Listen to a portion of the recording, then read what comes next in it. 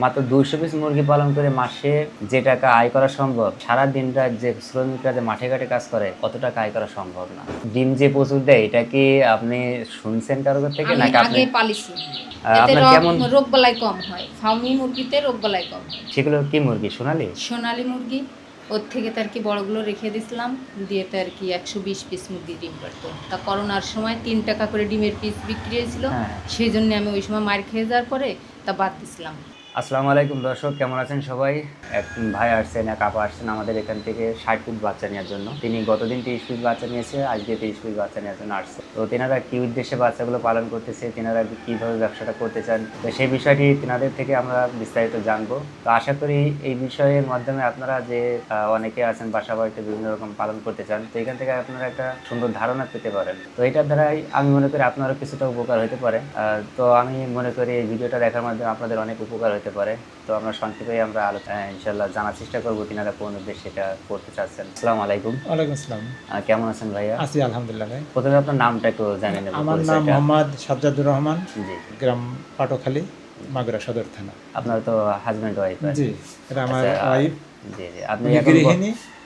আপনি বর্তমান কোন পেশায় যুক্ত আছেন? আমি বর্তমানে শিক্ষকতা পেশায় আছি ভাই। তো আপনি কত পিস বাচ্চা নিচ্ছেন আজকে আমাদের? আমি এর আগে 30 পিস নেওয়া হয়েছে, আবার 30 পিস নিতে চাচ্ছি। তো আপনারা তাহলে টোটাল 60 পিস বাচ্চা নিয়ে শুরু করতেছেন। তো আপনাদেরকে আগে মুরগি পালনের কোনো অভিজ্ঞতা আছে? হ্যাঁ ভাই, আগে আমরা করতাম। তো মাঝে আমাদের শেডটা নষ্ট হয়ে যাওয়ার কারণে মাঝে একটু বন্ধ রাখিয়েছিলাম, আবার শেডটা ঠিক করছি, আবার পুনরায় আমরা মূলত এটা শুরু করছি। আচ্ছা, আগে কি মুরগি পালন করতেন? আমরা আগে এই ফার্মি ছিল, সোনালী ছিল, তারপরে আপনার কিছু পোল্ট্রি ছিল। আমরা একই একটা শেডে সেকশন করে করে এটা করতাম। আচ্ছা আচ্ছা, সবকিছু অল্প অল্প করে করতেন। তো সেখানে সেগুলো 120টা। সেগুলো কি মুরগি সোনালী? সোনালী মুরগি ওর থেকে তার কি বড়গুলো রেখে দিছিলাম, দিয়ে তার কি 120 পিস মুরগি ডিম পারতো। তা করোনার সময় 3 টাকা করে ডিমের পিস বিক্রি হয়েছিল, সেই জন্য আমি ওই সময় মার খেয়ে যাওয়ার পরে তা বাদ দিছিলাম। পরে আবার অল্প অল্প করে সোনালী মুরগিতে আপনাদের মূলত লস হয়েছে অনেকটা। আর ব্রয়লার মুরগি কিসের জন্য পালন করতেন? মাংসের জন্য? হ্যাঁ, ব্রয়লার মুরগি মাংসের জন্য। ওই বাড়ির পাশে সবাই আছে, তো বাজারে নেওয়া লাগে না, ওই 40 পিস করে আনি আর বাড়ির পর থেকেই বিক্রি হয়ে যায়। আচ্ছা আচ্ছা। তো সব বাদ দিয়ে আপনি ফার্মি মুরগিকে তখন পালন করছেন নাকি এখন নতুন? সব বাদ দিয়ে আমি এইখানে ধরেন 40 পিস ব্রয়লার আছে, ওইখানে কয়েকটা হাঁস আছে, ওইখানে দেশি মুরগি আছে 30 পিস, আবার ওইখানে ফার্মি আছে 60 পিস। তাহলে সোনালী মুরগি, ব্রয়লার মুরগি, আপনার তো সব জাতীয় মুরগি আছে আর কি। তো সেখান থেকে আপনি সব বাচ্চা দিয়ে কেন ফার্মি মুরগি পালন করতে চাচ্ছেন? ফার্মি ওর ডিম দেয় প্রচুর। জি হ্যাঁ, সেই জন্য ওর উপর আমার হয়েছে যে আমি ডিম যে প্রচুর দেয় এটা কি আপনি শুনছেন কারো থেকে নাকি আপনি আগে পালিছি? তো আপনার এই যে 60 পিস বাচ্চা নিচ্ছেন, এই 60 পিস বাচ্চা আপনার আসলে উদ্দেশ্যটা কি?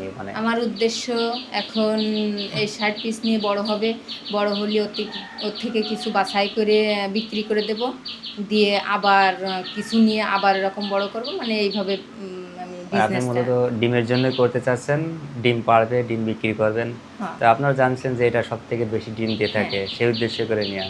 এদের রোগবালাই সম্পর্কে তো আপনার সবকিছু ধারণা আছে মনে হয়। আপনার কেমন রোগবালাই কম হয়? ফার্মি মুরগিতে রোগবালাই কম হয়, সব থেকে রোগবালাই কম হয়। তো আপনি যেটা জানছেন যে রোগবালাই কম হয়, আসলে সব থেকে এই বিষয়টি সঠিক। বাংলাদেশে যত জাতের মুরগি আছে, সোনালী, ব্রয়লার এবং অন্যান্য যত জাত, সব থেকে এই মুরগির ভ্যাকসিনেশন কম লাগে, রোগবালাই কম হয়, অত্যন্ত শক্ত একটা মুরগি। তো যার কারণে নতুন অবস্থায় এই ধরনের ফার্মি মুরগির খামার যদি কেউ করে, সেক্ষেত্রে অবশ্যই তার লাভবান, একবারে লস হবে না। তো আপনারা যেহেতু 60 পিস বাচ্চা নিয়ে খামার করতেছেন, তো শুরু করলেন 60 পিস বাচ্চা দিয়ে, তো ভবিষ্যতে আপনাদের কোনো পরিকল্পনা আছে কিনা? হ্যাঁ, যদি সেরকম হয় আমি বড় আকারে শুরু করব। তো আপনারা তো যৌথভাবে সময় দেন খামারে নাকি? উনি সময় পায় না তো। আমাদের আবার কৃষি ফ্যামিলি আমরা। জি। আমাদের জমি চাষে আছে 12 বিঘা মতো। আচ্ছা। তা উনি ওই স্কুল করে আসে আবার ওই জমিতে সময় দেওয়া লাগে, সেজন্য উনি ওইখানে আর আমারে সময় দিতে পারে। সুন্দর একটা কথা বলছেন। আমি এই অভিজ্ঞতার ক্ষেত্রে কিছু কথা সবসময় শেয়ার করি মানুষের সঙ্গে, যেটা আপনি কেবল বললেন। যখন আপনি অল্প কষ্ট করে, অল্প পরিশ্রম করে বেশি টাকা আয় করবেন, আর বেশি কষ্ট করে কম টাকা আয় করবেন, কোনটা ভালো? অবশ্যই কম পরিশ্রম করে বেশি টাকা আয় করা যায়, সেটাই ভালো।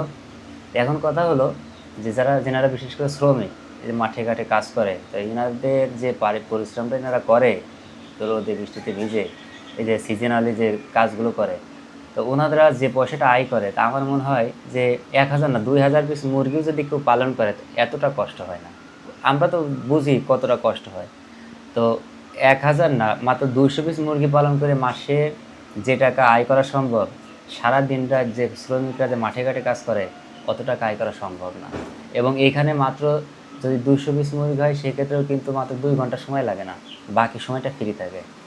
আর শ্রমিক যারা মাঠে ঘাটে কাজ করে এনারা কিন্তু সারাদিন কর্ম করতে হয়, কোনো রেস্টেরও সময় হয় না, মানে নিজে যে আয় করে সেটা ভোগ করার সময় পায় না। কাজে দুইটা জিনিস কিন্তু পার্থক্য অনেক। তো এই যেনারা অনেকেই আছেন যেনারা মাঠে ঘাটে কাজকে পছন্দ করে, ছাড়তে চায় না যে আমি এটা করতেছি। হ্যাঁ, আপনি 60 পিসের জায়গায় আপনি 200 পিস দিয়ে যদি আপনি এইটার থেকেই মাঠের কাজ করে যা পাতেন, এতে যদি আপনি কষ্ট কম করে ডবল পান, তাহলে আপনি তবে ধারাবাহিকভাবে আপনারা চেষ্টা করতেছেন এই মুরগিটা ডেভেলপ হলে পরে ওইটা কমায় আনবেন। এই আমার গৃহিণী মনে করেন যে বাসায় উনি সবটাই পারদর্শী, তারপরে মানে এই ফান টার্মের সাথে একটু উনি বলছে যে আমি বাড়িতে বসে থাকি, ছেলে দুটা বাড়ি থাকে না, তুমি বাড়ি থাকো না, আমার তো সময় কাটে না, আমি এই নিয়েই থাকি।